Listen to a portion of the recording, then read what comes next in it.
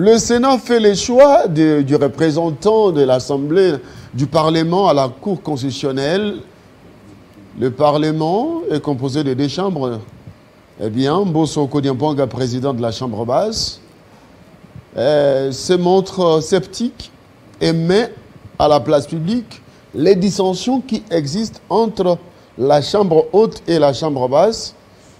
Conséquence, il n'y a pas eu congrès pour envoyer la personnalité qui devra représenter le Parlement congolais à la Cour constitutionnelle après le décès du juge.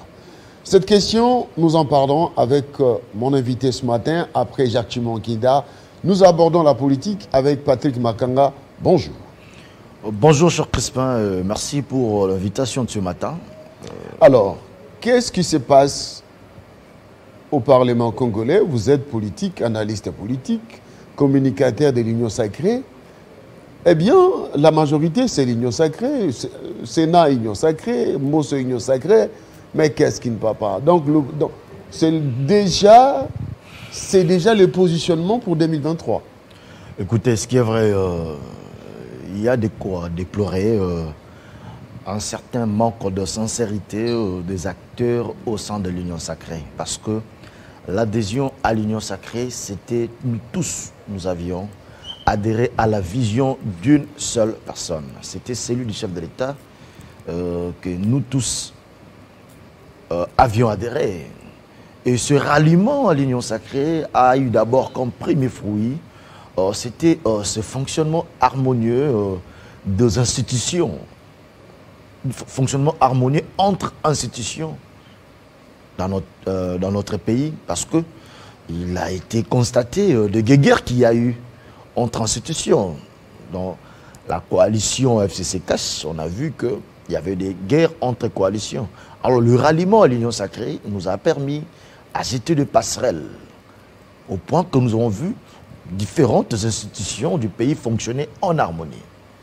Les actes que nous constatons et déplorons ces derniers temps au niveau du Parlement, ça prouve à suffisance qu'il y a une sorte d'hypocrisie au fief de certaines personnes qui ont adhéré à l'Union sacrée. Parce que si on soulève les cas de choix des juges au niveau de la Cour constitutionnelle, je crois que la Constitution est claire là-dessus, sur différents choix, et que 3 viennent de la présidence de la République. 3 proviennent du Conseil supérieur de la magistrature et 3 autres du Parlement. Alors, si on doit parler de 3 qui viennent du Parlement, nous n'avons pas un Parlement monocaméral. Notre Parlement est bicaméral. Alors, de par des us et coutumes parlementaires dans notre pays, de par l'expérience que nous avons eu à vivre dans notre pays, nous avons toujours vu que l'Assemblée nationale envoie 2 de ses représentants et le Sénat envoie un représentant.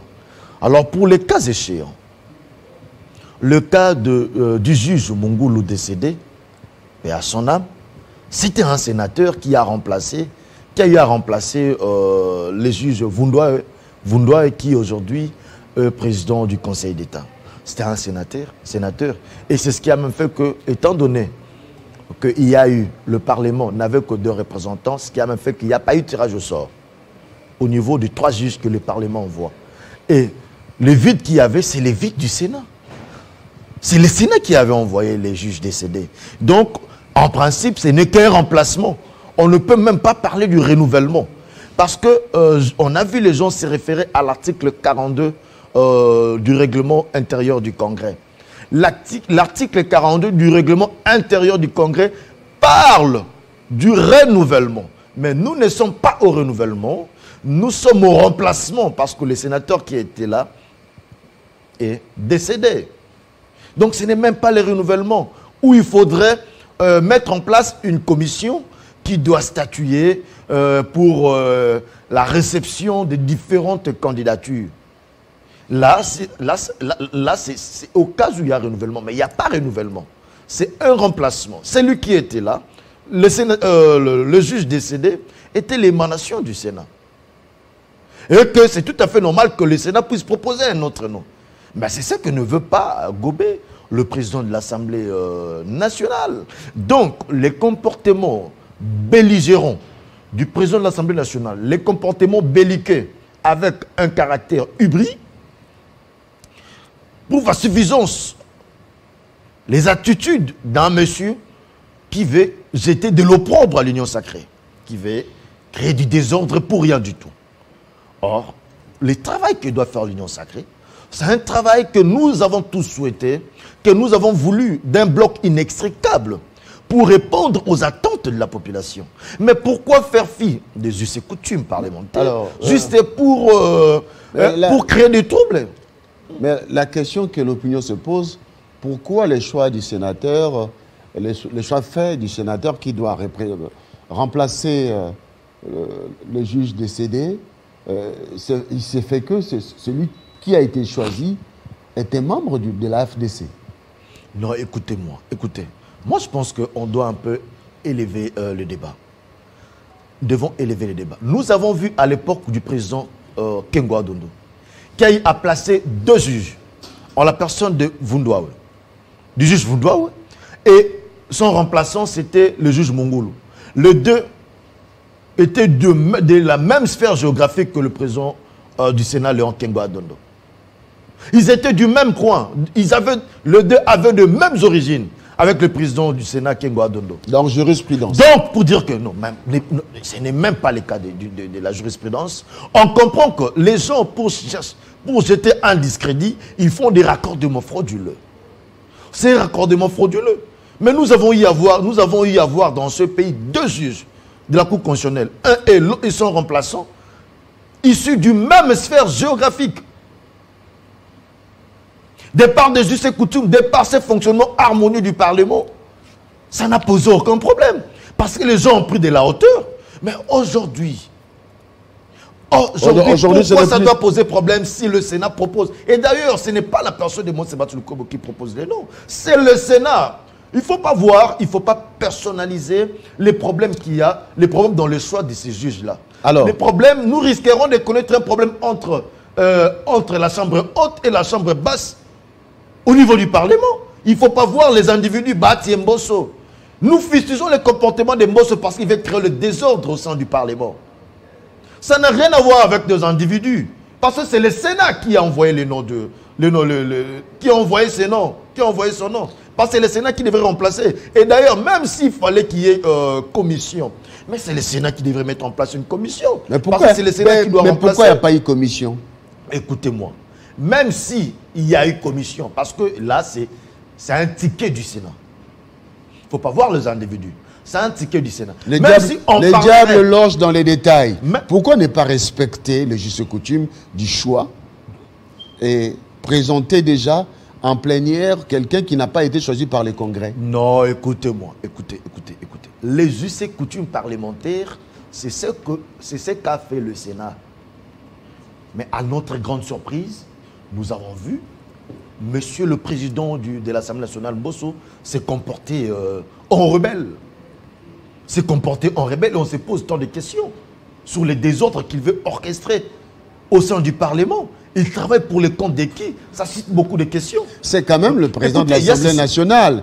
Quand il met à la place publique un communiqué pour démontrer les dysfonctionnements, pensez-vous qu'il n'a pas réfléchi? Je vous dis, c'est très irréfléchi parce que ça ne se justifie nulle part. Je vous ai donné des cas de jurisprudence ici. Monsieur Léon Kengo Adondo, le président Léon Kengo Adondo, a eu envoyé à 2 reprises les noms. Et ça passait calmement. Là, vous êtes tranquillement. Là, l'Assemblée nationale est bloquée parce qu'il n'y a pas eu tenue du Congrès. Mais voilà. Le Parlement est bloqué. Mais c'est là où on voit la racine du désordre que représente aujourd'hui les présidents de l'Assemblée nationale. C'est quoi? C'est la guerre entre Mbosso et Bahati ou c'est la recherche du leadership au sein de l'Union sacrée écoutez, qui se transforme, s'entrepose aujourd'hui en institution. On ne peut pas, moi je ne pense pas, des grandes personnalités telles que le professeur Mondé Seba Tulukobo peut se livrer dans ces guéguerres, de positionnement politique. Vous voyez, parce qu'aujourd'hui, tout le monde veut jeter la pierre sur sa personne parce qu'on comprend que c'est un arbre qui porte des fruits. Mais le problème qu'il y a là, c'est quoi? Parce que le président de l'Assemblée nationale est en train d'orchestrer une crise pour opposer l'Assemblée nationale au Sénat. Faisons fi. Dans quel but? Aux us et coutumes parlementaires. Dans quel but? Il maîtrise ça mieux. Moi, j'ai traité, c'est un comportement belliqueux qui n'arrange pas l'union sacrée. Nous risquerons de poser la question sur sa loyauté. Il doit sa loyauté à qui? Parce que le ralliement à l'union sacrée a permis de jeter des passerelles pour un fonctionnement harmonieux entre institutions. Alors si aujourd'hui, il veut s'opposer aux us et coutumes du Parlement, on se posera la question de qui il doit sa loyauté. Ça, c'est un comportement belliqueux. C'est un comportement à condamner au plus haut niveau que ce soit. Et ça prouve, ça dénote encore de l'hypocrisie au fief des différentes personnalités qui adhèrent au sein de l'Union sacrée, qui ne veulent pas travailler pour la population, qui ne veulent pas travailler dans la vision du chef de l'État. La procédure qu'a prise, la procédure utilisée par la Chambre haute, c'est tout à fait normal. Et ça va en harmonie aux us et coutumes parlementaires. Et cela n'entre pas dans le cadre de l'article 42 que le président de l'Assemblée nationale, d'une manière abusive, a eu à faire étalage. Ça n'a rien à voir avec cela parce que nous ne sommes pas dans un renouvellement, mais c'est un dossier de remplacement. La Constitution parle du renouvellement tel qu'entériné par le règlement intérieur. Mais ça, c'est un cas de remplacement où le Sénat devrait envoyer le nom de la personne qui doit remplacer. Le candidat du Sénat envoyé à la Cour constitutionnelle et puis le Parlement sera réuni en congrès pour son entérinement. Donc, nous rappelons une fois de plus encore au bon sens M. Mbosso Kodiapwanga, président de l'Assemblée nationale, que nous devons travailler pour la population en harmonie, qu'il arrête d'orchestrer des désordres au sein des institutions, parce que nous avons vu, nous avons suivi beaucoup de gens passer dans des télés, nous sommes même obligés de mettre quelques mots pour essayer de donner un sens dans beaucoup de désordres qu'on lui impute jusqu'à présent dans sa gestion de l'Assemblée nationale. Donc, un sursaut patriotique de sa part serait vraiment quelque chose, ça serait quelque chose de salvatrice pour le bien-être de l'ensemble de la population congolaise qui aujourd'hui attend les élections en 2023. Et aujourd'hui, M. Mbosso veut se constituer en obstacle. Non, là, nous ne pouvons pas tolérer ce genre de choses, ce genre de pratiques et ce genre de blocage. Je dis, c'est un comportement vraiment hybrid. Merci beaucoup, Patrick Makanga, d'avoir accepté l'invitation ce matin pour 50 jours. C'est moi qui vous remercie, cher Crespin. Mesdames et messieurs, dans quelques instants, ça sera la présentation des infos à langue avec la première personne qui va se prêter à l'exercice, Kazambu Wamulembelela, Mouamaï, Moudianchima, Mouela Munkwasa, c'est tout ça, c'est son nom. Kazambu Wamulembelela, il est déjà dans nos studios pour la présentation de la Minute Info, mais aussi Monipole Monelux qui est déjà là, Baba Wazir